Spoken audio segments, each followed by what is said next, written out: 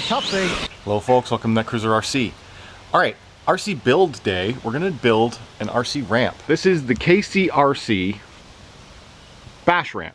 And this is the mid-size. So there's three sizes you can get, a small, medium, large. This one's the medium. They do have it online where all the specs are for sizing, but this is what you get if you're gonna ship it to you in this size. It's quite large.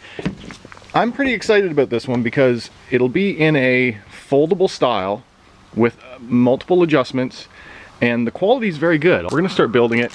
You do get all stainless steel hardware with this, screws and wing nuts, and the instructions are in here.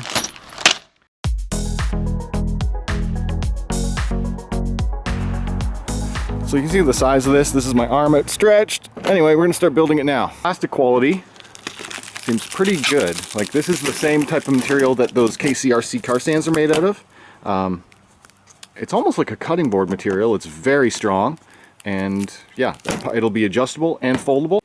So when you get it unwrapped, you get a couple things as part of the build. This is the traction tape. Because this is a slippery material, you're going to want to have this for traction for the RC cars as you go. It is just a sticker, which is pretty neat solution actually, and it's like sandpaper.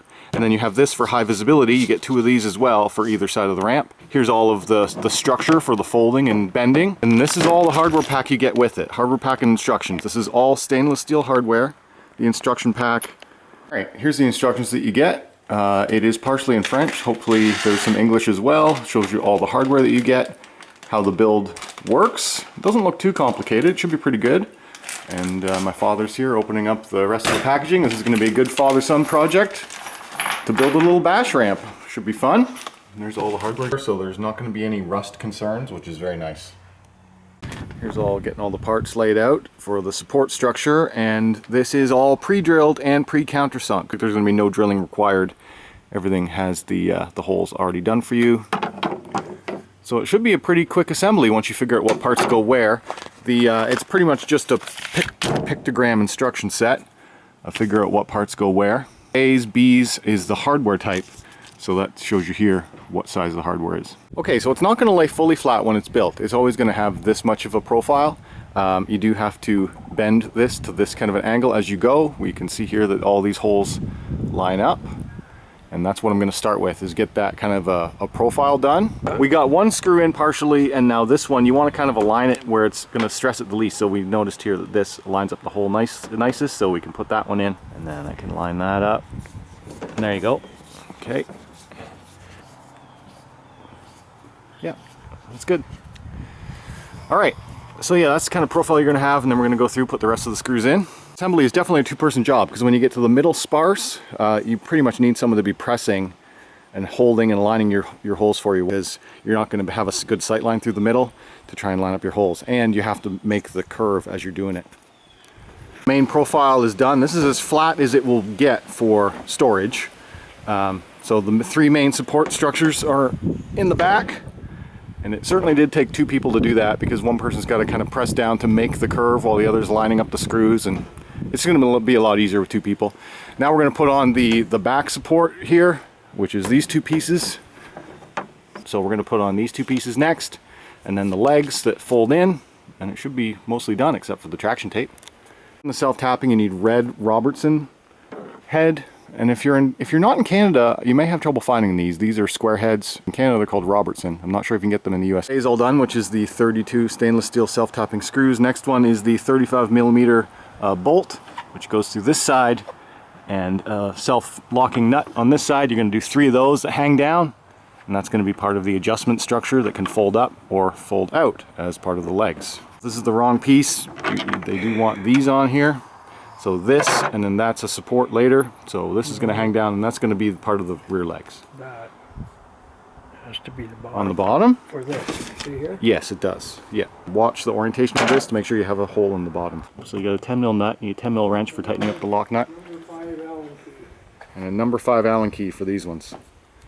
Your 3 legs down, you want to be on the, depending on what orientation you are, the left or the right side, because you have to line up this support bar on the bottom to make sure that the holes line up for this bottom support. You use also the 35mm screws. You go through the 2 sides and then the lock nut on the other. So we've already got these other 2 hand tight. I'm going to put this last one in, throw the nut on, and then the back support bar is on. All right, for putting on the C's and D's, which is this support structure here, which goes in between. This is the adjustable part. This lets you get your 3 holes through this part for height, and it's fixed on this side. On this side, you use the longest screws, the bolts, the 50 mils. So these are the 50 mils with the spacers. So the outside 50s, the inside the 35s, you're good. Pay attention again to the side that you need to be on. We just got it mostly assembled. I don't have the traction tape on, but this is max height. And to get it at max height, you actually put this support bar in the lowest position. So actually, as the holes go up, it's kind of reverse of what you would think. As you put these holes up, you're flattening it down. So this here is the most angle, and that's quite a lot of angle. I've realized that for the fold down, you're gonna get a flatter fold by removing this side, because you want to get these spacers out of here because they're gonna hit. So undo this side and then it'll fold flatter. I'm going to show you that now. Here's storage mode for storage. The best way to get into storage mode is take off the wing nut and nut on this side, fold this down forward, so all these supports are down forward, and then this one lies down flatter, and this is storage mode, which is pretty darn good. But you could bungee cord that down and pile stuff on it. Like this thing's tough. Like, it'll take a lot of abuse, I think, so it should be very good. All I got to do now is put the traction tape on, and let's see how much air we can get out of it. Get 3 spare stainless steel self-tapping screws in case you drop one, lose one, whatever, so that's pretty nice. You kind of want to decide what RCs you're going to use this ramp with and then space out your traction tape. So I've got a 8 scale, whoops, I have my 8 scale Creighton. So I want to make sure that the traction tape is within the wheel width of this, but then also to accommodate a 10 scale, you want to make sure it's not too wide. And then just for the looks of it, for the aesthetics, you want to have this tape for a visual aid on the outside would be my choice. And I just thought that it looks a lot nicer covering up these screws. If you end up having it on the inside, it just looks a little bit cheaper. I much like it having most of the screws covered like that. And so that's what I'll do. We'll end up looking something like that for the final. 17.5 inches high. That's a monster ramp actually for that profile. That's going to be good air. Okay, we got the tape stuck on and I'm quite happy with it. We did measure it out. Put this one right on the very outside, 4 inches here, 4 inches there, and it's a pretty nice synchronized look. The 8 scale, the 10 scale all fit. Now the only thing left to do is kind of cut off this excess that I'm just trying to figure out what's the cleanest way to do that, because this is sticky sandpaper. And putting scissors on, it's going to be a little bit of a gap, so I think we're going to try and take a knife from the inside and just zip across. Take your time, try and get a clean cut. You can bend it a couple times, get yourself a score line, and just kind of go across, go slow. That works fine. It's a good way to do it. Look, a pretty professional look in the end. First test with the kcrc bash ramp. This is just going to be a very first test run. It's at its highest setting. We're going to go out with the Big Rock 3S.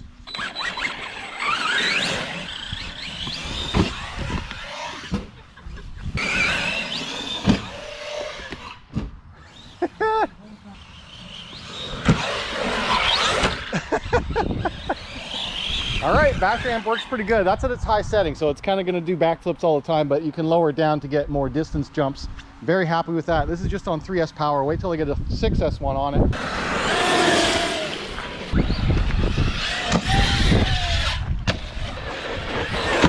Whoa! No way, it took it. No way. That's a good RC right there.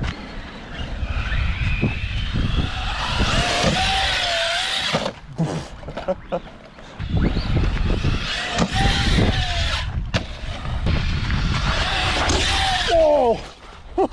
Missed. I missed.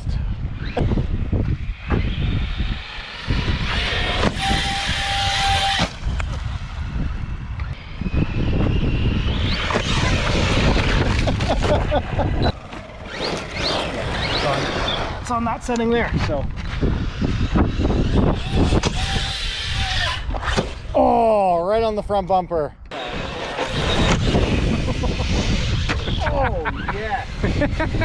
Well done. Very happy with that. You can do some damage to the traction tape, just, you know, be aware of that, but whatever. Happens. Okay guys, if you enjoyed this video, hit that like button. If you're new on here, subscribe. If you want to talk to me, leave a comment down below. As always, thanks for watching. It's going to get a lot of good use on the channel. long-term use of this ramp. Absolutely. It's going to be, anytime I'm out bashing, this ramp's coming with me. It's going to be very good.